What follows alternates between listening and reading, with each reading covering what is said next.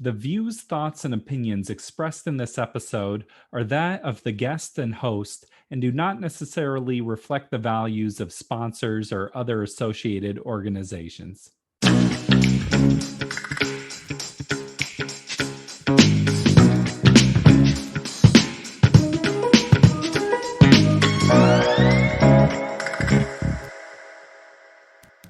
Welcome to the Parental Compass by Family Education and Support Services. I'm your host, Bobby Williams. As always, please subscribe to the show. It means so much to us. It really does. We can all get down on ourselves sometimes. It's easy to do, especially when you start to think of who you are as a parent. The question then is, how can we practice a little bit more of self-compassion? Our guest today has wrote an entire book about just that. Carla Naumburg. The book is titled You Are Not a S-H-I-T-T-Y Parent. It just came out yesterday. It's an amazing read. This was a really engaging interview. I had a lot of fun with this one. Check it out. You talk, okay, so let's get this cleared too. The book is You Are Not an S-Word Parent, and rhymes with itty. Yeah. Itty. So from moving forward, we'll just say ishy as the You're not an ishy parent. I love it. Yeah. So you talk about ishy parent syndrome. Explain that concept to me. Yeah, so this is a syndrome that I totally made up for the purposes of the book, because you get to do that when you write your own book. But it's something that I myself have experienced and I see in so many different parents. And it's the thought, belief, or perception that you are an ishy, a terrible parent, when in fact you're not. And again, Bobby, we can go back to this idea that if you are a parent, I actually believe you're not a terrible parent. You might not be parenting the way you want to, but you're definitely not a terrible parent. Yeah, the way that we can have, it's so easy to be compassionate with other people, but tough to be compassionate with yourself. Oh my gosh, we're so mired in judgment, right? And we see every aspect of ourselves. And because we're human beings, and this is how the human brain works, we see all these aspects of ourselves. And what we tend to do is get really focused on the moments where we think we're failing, or we don't meet the mark, or we're not doing a good enough job. And we totally dismiss or overlook or minimize those moments when we are doing a good job and we are meeting our kids' needs and we are connecting with them and we're showing up for them and feeding them vegetables or whatever it is you're doing. We overlook that and we get really focused on those times when we yell at our kids, or we show up late for school pickup, or we miss camp sign up, or whatever it is. Yeah. Do you think that's just a human nature thing? Like from just primal, we're prone to look at the problem and try to zero in on that to try to fix it? It is 100% human nature, human development, and it's also really, really influenced by our experience now as parents in this particular time and age. And I can explain both real briefly. Go for it. Basically, the human brain was developed millennia ago to notice the threats, the failures, the dangers, because those are the things we need to keep an eye on to make sure that we stay alive in the future, right? We need to know if somebody else screwed up in parenting, or if we screwed up in parenting, we don't want to do that again, because we need to keep our kids alive to pass along our genetic material through them and keep the species alive. So our brains were really developed to keep a real eye out for our failures and missteps and problems, because those are the areas that are concerning in terms of survival, even though now it's not really so much about survival in general, right? It's like these smaller things.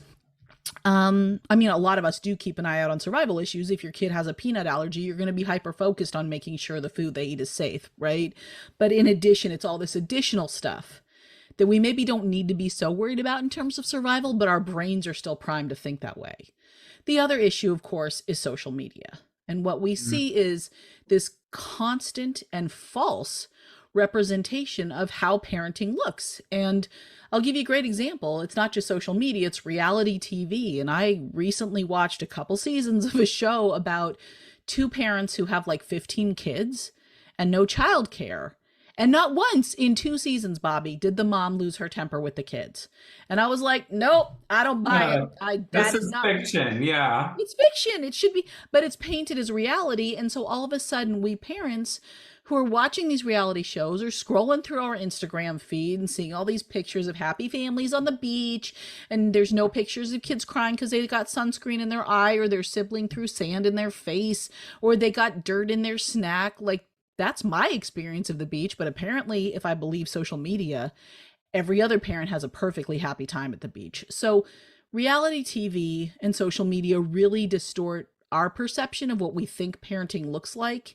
We think everybody else has it perfect and easy and figured out. And then we look at our own lives and we're like, yeah, this is a big mess. So I must be doing something wrong. When the truth is, it's a mess for everybody. We're not all just doing TikTok dances with our kids. As I get older, I think about I just need to appreciate when I'm having a good time or like a good little period in my life, because there's always going to be a time when it's not as good of a period. And life, you mentioned this in your book, life just has a certain element of chaos to it, and there's nothing you can really do. So I see chaos as inherent to parenting. It's part of the deal. It's like gravity holds your couch down and chaos is part of the deal with parenting, right? And yet somehow we parents have been led to believe that the normal typical state of life should be happy and calm and ordered, and your kids put on their shoes the first time you ask them, and that if that's not happening, we're doing something wrong. And in the book I refer to that, I think, as the big lie. Because the reality is, the normal state, the normal, typical, expected state when you have kids is chaos. It's missed appointments, and it's kids who throw tantrums at really inconvenient times, and it's forgotten diaper bags. This is just normal. And I think it's even more so in the wake of the pandemic, when our lives were just thrown into such disarray. And that those moments when we have it all together are kind of the exceptions, and we should really feel great about them. And I have a friend on Facebook who, she'll just log on there and be like, you guys, I just had a moment with my daughter. She's got like a 9-year-old and a 14-year-old. She goes, I just nailed it. I just showed up for parenting. I nailed it. It was a great moment. And I love it when she does that, because I feel like all we see or all we hear from our close friends is how hard everything is and how we're screwing it up and how nobody's winning Parent of the Year Parent of the Year award this year, right? We sort of mock ourselves and throw ourselves under the bus. And when my friend logs onto Facebook and posts that, I'm like, you go, like, let's have these conversations where we are acknowledging when we finally have a moment of getting it right, because it's hard to do that. Well, you say in your book, compassion is an active choice. And it's like, yes, we all want to be compassionate with ourselves, but how do we do it? What is your secret, Carla? Oh, my secret sauce. Let's talk about it. So, the book is all about self-compassion for parents. So, let's talk about what self-compassion is. It's noticing when we are suffering and then responding to ourselves with connection, curiosity, and kindness. So, let's take that step by step. First of all, we need to notice when we're suffering. When we as parents, like most of us, are so hyper focused on our kids, and when they're having a hard time and when they're really struggling, that when we are really exhausted, in pain, scared, anxious, angry, confused, overwhelmed, whatever it may be, we kind of tend to brush right past it and, either go back to our to-do list, I got to get this done, or go back to focusing on the kid, we need to change their diaper, help them with their homework, or whatever it is, or we check out, we pick up our cell phones, we turn on the TV. Sometimes I do what my husband calls angry sweeping, where he'll come home and I'm like manically sweeping the kitchen floor because I don't want to think about whatever's going on. And those are all fine things to do sometimes. But when we do those too often and we don't slow down to really notice what's going on with ourselves, eventually we just kind of fall apart, right? Because we can't, it's so hard to go through life suffering and not taking care of ourselves. So self-compassion is about noticing that we're suffering, that we're having a really hard time, or it could just be suffering in the moment. I think too, it's like checking in with your body sometimes. That's a good meter for me of like, okay, how am I really feeling? Like the body kind of can tell you like, oh, I feel this feeling in my stomach, or like, dang, my neck is tense here. Oh my gosh, Bobby, it's so important for me. It's this. I literally will look like this and not notice it when I'm tense, and just dropping my shoulders, I feel so much better. But like you said, the trick is in the noticing. You have to notice that your stomach is in knots, or notice that your back is really spasming, or that your neck is all out of whack or whatever. But that's an important signal from your body. And then taking it seriously. Like, how many of us know, have been through this situation where it's like, my tooth is really in pain, but I'm so busy, I can't get to the dentist, Mm. right? And then we wait until it's a real crisis. So compassion is this noticing that we're suffering, taking it seriously. And then so there's a lot of different ways to respond to your own suffering in a compassionate way. And in the book, I narrow it down to 3 practices, which are connection, curiosity, and kindness. Let's break that down one by one. So, connection is the antidote to shame. Explain that. Yeah. So I think for a lot of us, when we're really suffering, we tend to isolate. We tend to stay off social media. We kind of do the equivalent of like dropping all our shades and not talking to anyone, and then we kind of reemerge from our little gopher hole of sadness once we can function again and share something positive with the world. And I think that's a real problem, because then we end up feeling like we're the only ones having a hard time.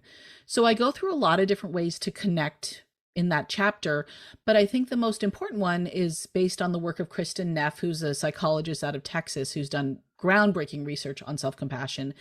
And she talks about this idea of connecting to common humanity, which is just the simple but not always so easy act of reminding yourself that you are not alone. No matter what's going on, no matter how chaotic, out of control, scary, confusing, whatever it is, I promise you, you're not alone. And I can say that as a mother and a social worker, so let's see, Bobby, I grew up in a home with multiple divorces, alcoholism, mental illness. As a social worker, I've done lots of home visits. I've seen all sorts of situations in home visits. I've worked on an inpatient psychiatric unit. I've worked with children and families. I've worked with parents. I've had so many parents share their stories with me over the years. And I'm also a mother of 2 daughters. And what I can tell you is, I promise you're not alone. I promise that no matter how overwhelming or terrifying or shameful or confusing your situation is, someone else has been there too, and someone else is there right now. Mm. And there's just something about remembering that you're not the only one who, whatever, remembering that kind of lifts some of the shame, some of the burden, some of the fear and anxiety. And it's a really powerful practice. So one of the things, Bobby, you asked what my secret is. One of my secrets is that when I get really overwhelmed and I either am about to yell at my kids or I do yell at my kids, I take a breath and I remind myself, parenting is hard for everyone. Just that simple phrase, parenting is hard for everyone. It just eases up the moment for me a little bit to remember I'm not alone in how challenging it is. Mm-hmm. Yeah.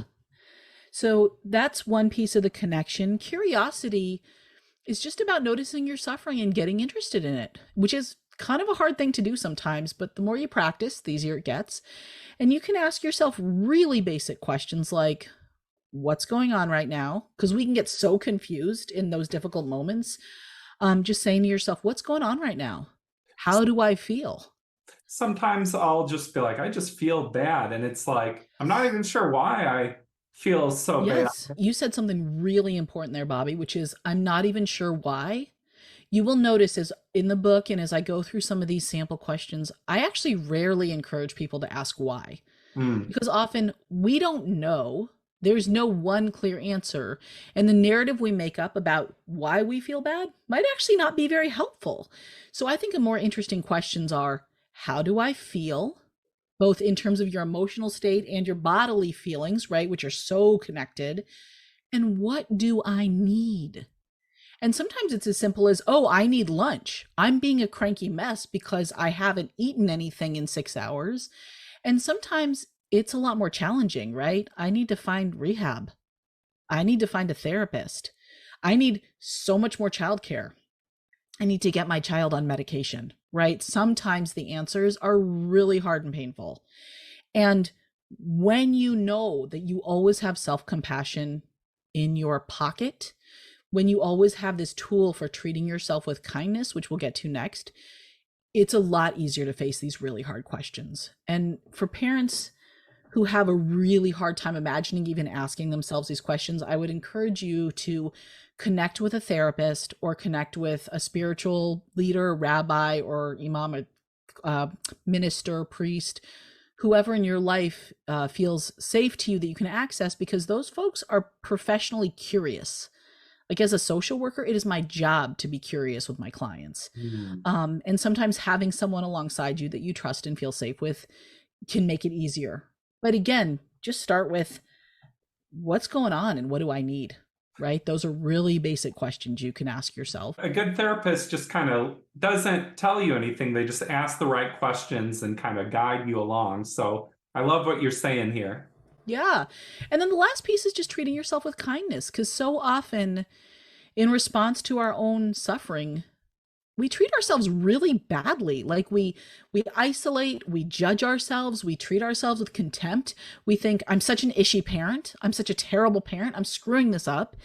And all I would ask is, I mean, there's a lot of different strategies in the book for treating yourself with kindness, but a really basic one is try some kind self-talk. Try to notice when that voice in your head is going off the rails and just being really mean. And can you switch it around? Hey, parenting is hard for everyone. I don't have to be a perfect parent to be a good parent. You know, I'm showing up, I'm doing the best I can, whatever it may be, whatever the voice in your head, and use your own language. And what I will tell you is the first time you try to say this stuff to yourself, it's going to feel weird. You're going to have a hard time finding the words. It's going to feel like somebody else is talking. It's going to feel fake and strange. So that's when you can call the people in your life who will treat you with compassion. Call a friend or a beloved family member, whoever, a therapist or whoever it may be, who's going to hear your story, listen to it, be curious with you, because curiosity, right, Bobby, is an inherently kind practice. It's saying, when you are curious with someone, it's like saying, hey, I'm here, you matter, I'm interested in what you're saying, I'm interested in what you're experiencing, and I'm not scared of what I might find, right? And then they're going to treat you with kindness. They're not going to show up and say, oh my God, wow, yeah, you really blew that one. You are a terrible parent. Your kids are going to be a mess for life, right? Your good friends wouldn't say that to you. So listen to them and then try to use their words with yourself. It's that kind self-talk. So that's really the connection, curiosity, and kindness. It sounds like skills you need to build up too within yourself. You also talk in the book, I want to close with this because I think it's important, that if your children see you being like this, that's going to teach them to be compassionate with themselves. And I thought that was just a really great point, because your children are always watching and learning from your example. And that just seemed huge to me. They're always watching. And you said two really important things there that I just want to touch on. First of all, this is a practice. And by a practice, I mean, when you first start doing it, it's going to feel hard and you're not going to feel very good at it. That's okay. Keep practicing. Because if you do what I used to do and what so many of us do, which is listen to some lady on a podcast and think she's got some good ideas and then don't do anything when things are going well, because why do you need to do anything when things are going well? And then all of a sudden you're having this moment of crisis and you're like, what did that lady say? You're not going to be able to do anything in that moment, because we can't learn and practice new things when we're in crisis. So I have a lot of ideas in the book for like small ways during the day that you can practice self-compassion. And then it's like you're building those muscles. So when you do have that moment of kindness, that moment of crisis, you're ready to show up with the self-compassion. But the other thing you said, Bobby, is so important. You know, my kids speak English because that's the language we speak in our house. That's the language they hear me speak. I'm also hoping that they are growing up to speak the language of self-compassion, because I try to speak that out loud. So when I have a difficult moment, they will actually see me go into the kitchen, put my hands flat on the countertop. There's something about that smooth surface under my hands that kind of grounds me. And they will hear me say, you know what? Parenting is hard for everyone. We're having a bad moment, but we can get back on track. What do we need to do? And that is really the voice I want in their heads, instead of, oh my gosh, I'm such a terrible parent, I'm screwing this up, I'm a failure. And, you know, my kids sometimes do come with that voice, because again, that's a voice that our brains are sort of naturally wired to have. And some people just have it more than others. It's just the way they're built. but I'm constantly trying in the most authentic way possible. I'm not trying to what they call social work them, right? My Mhm. daughters don't like it when I show up and I'm like, well, tell me how you feel, right? They don't like, they know. So I try to do this in a really authentic way. And, sometimes I do hear them saying to me, hey, mom, we all have bad days. It's okay. And that's when I know they are starting to learn that language of self compassion, which is so important. You're not a S-wordy parent. Love the book. All bookstores. Thank you for being here today. Any final closing thoughts? Um, you're not a terrible parent. Hang in there. Practice your self compassion. It helps. It makes everything so much easier. And it's a really simple, if not always easy practice. And no matter how hard parenting is, you are not alone. Thank you so much for being here today. It was a pleasure. Thank you. Thank you, Carla. Now that you've been on the Parental Compass, straight to the bestsellers list. We're wishing you all the best with the new release. This has been the Parental Compass by Family Education and Support Services. I'm Bobby Williams. We'll see you next week. Peace.